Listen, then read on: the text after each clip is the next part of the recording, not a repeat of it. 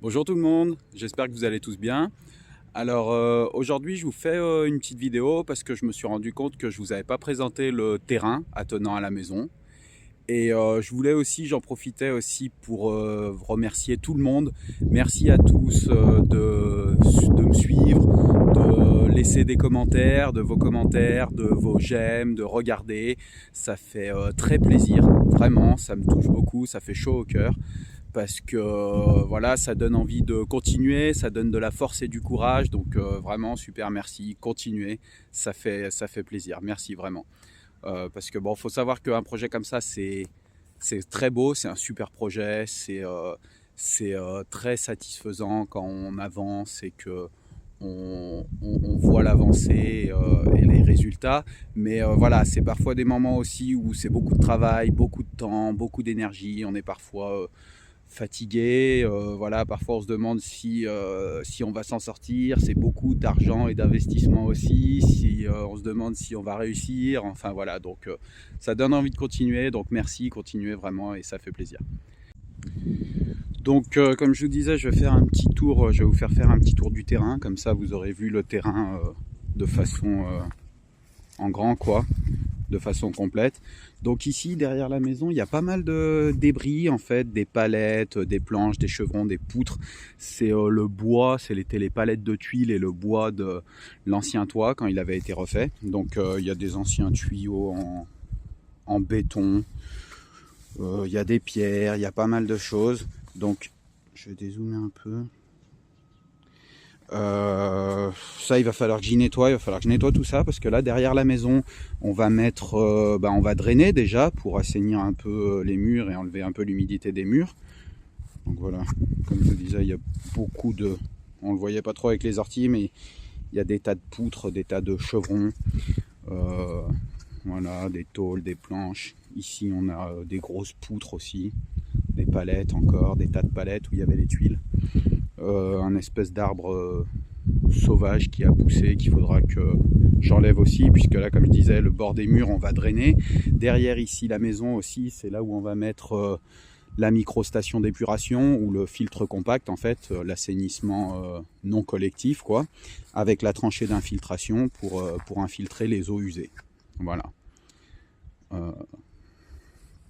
Ensuite on a le terrain qui monte là-haut, qui va jusque là-haut, la partie, ici on a les vaches à ma sœur, voilà, qui font la sieste à l'ombre de la maison, tranquille.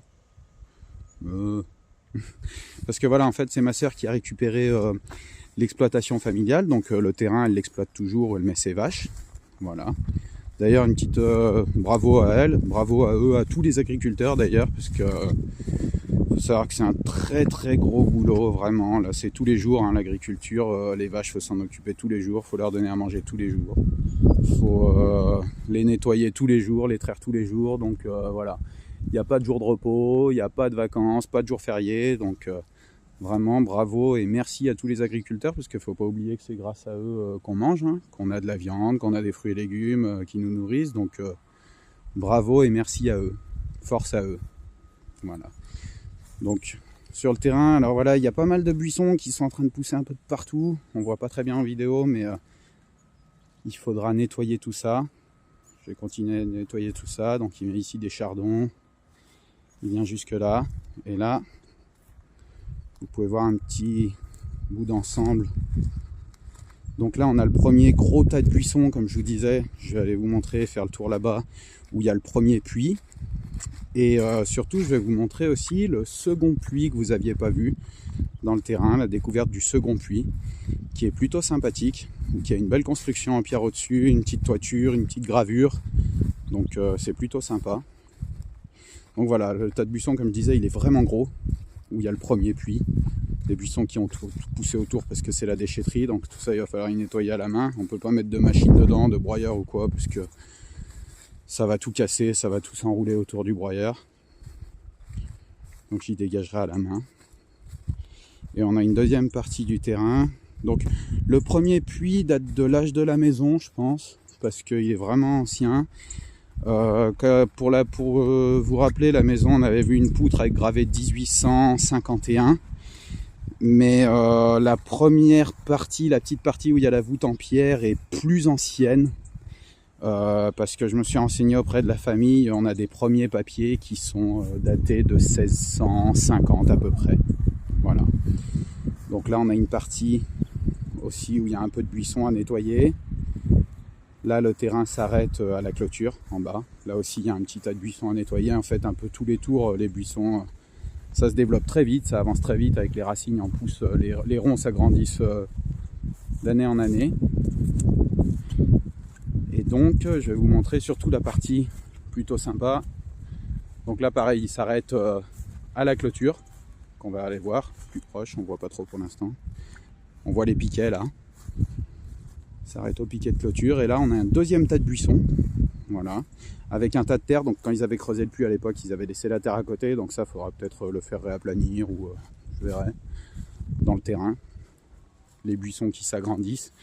Et dans le tas de buissons, on a un deuxième puits,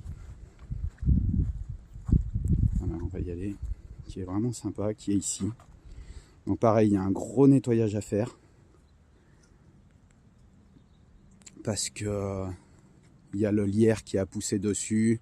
C'est dommage, c'est un peu en train de détruire la toiture. Donc voilà, il est très joli. Celui-là, la construction est pas tombée comme le premier, mais bon, il est moins vieux. Le premier, je pense qu'il date de 1650 ou 1850. Et celui-là, j'ai vu sur le côté là qu'il avait une petite gravure là, 1910. Donc voilà, plutôt bien âgé aussi, 1910 pour le puits. On voit pas trop l'intérieur. Je vais essayer de mettre le flash sans faire tomber mon téléphone dans le puits. Voilà. Alors je me suis renseigné aussi auprès des anciens qui connaissaient la maison. Le premier puits doit faire 8 mètres de profond, mais il sèche au bout de 15 jours à peu près quand ils tiraient dedans. Mais bon, ils tiraient après pour des troupeaux de vaches aussi, ils exploitaient, donc ça boit beaucoup plus que si on s'en sert juste pour de l'arrosage. Je vais vous montrer un. Et celui-là, donc celui-là c'était un plus profond, par contre c'est un 11 ou 12 mètres de profond. Et par contre il donne, c'est un très bon puits, il donne tout le temps, il séchait pas quoi. Donc encore une fois, hein, c'est un peu la déchetterie autour. Il y a des espèces d'anciens râteaux, peut-être pour le foin. Je verrai ce que c'est, je nettoyais des bidons en plastique. Et on voit un peu... Voilà. Je vais essayer de vous montrer un peu la toiture, mais c'est dommage, le lierre a tout... Le lierre a un peu tout détruit. On voit bien que ça soulève les tuiles, que voilà, la toiture n'est pas en très bon état, il va falloir que... Les ronces qui me bouffent. Voilà. Donc ça sera plutôt sympa quand j'aurai dégagé, nettoyé tout ça et refait tout ça. Il y aura sûrement la toiture à refaire parce que quand on regarde à l'intérieur, on voit que les poutres sont un peu commencent à casser.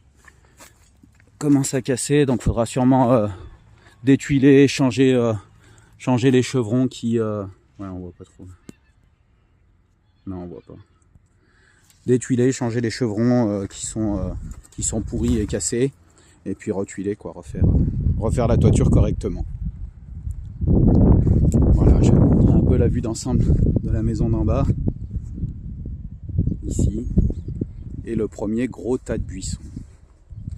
Donc quand on regarde un peu les écoulements aussi naturels d'eau pluviale, je pense qu'ils avaient fait des espèces de fossés ou de tranchées en fait. Je pense que les écoulements d'eau, le terrain avec la pente remplit le premier puits et il y a une espèce de... On voit que le terrain là est pas plat, ça fait une espèce de fossé. Et les anciens me disaient que là c'était plein d'eau, ça se remplit d'eau et ça emmène l'eau dans le deuxième puits. Donc voilà, c'était plutôt bien conçu, on va essayer d'y remettre un peu... de la même façon, mettre les écoulements d'eau pluviale dans le premier puits et faire un trop-plein qui va dans le second puits. Mais on fera peut-être ça avec des tuyaux si ça coûte pas trop cher, quoi, les tranchées en mètre linéaire, tout ça. Ce sera mieux qu'en fossé naturel. Donc voilà, je vous fais juste une petite vidéo de présentation. Je vous ferai une autre vidéo plus tard pour le nettoyage du terrain. Et puis voilà, comme ça vous verrez... le résultat plus tard aussi parce que ça va prendre du temps de tout nettoyer, donc quand le terrain et les puits seront propres, voilà. Comme ça vous fait pas des vidéos trop longues à regarder aussi et puis vous pourrez suivre le projet au fur et à mesure. Voilà, J'espère que ça vous a plu. À bientôt. Bonne journée. Bisous.